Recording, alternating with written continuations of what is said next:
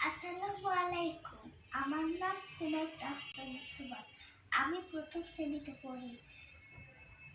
মিথ্যে কথা কখনো বলতে হয় না। এই সম্পর্কে আমি একটা গল্প বলবো। সেই গল্পটার নাম বাঘ ও রাখাল।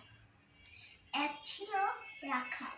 সে মাঠে গরু চড়াতো, বাঁশি বাজাতো, তবু তার সময় কাটতো না।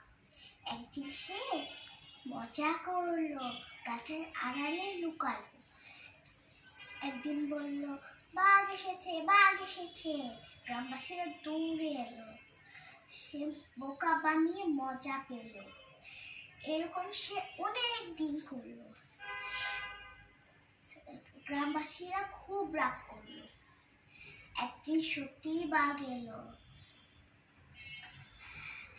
রাখাল চিৎকার করলো, বাঘ বাঘ বাঘ। এবার আর কেউ এলো না।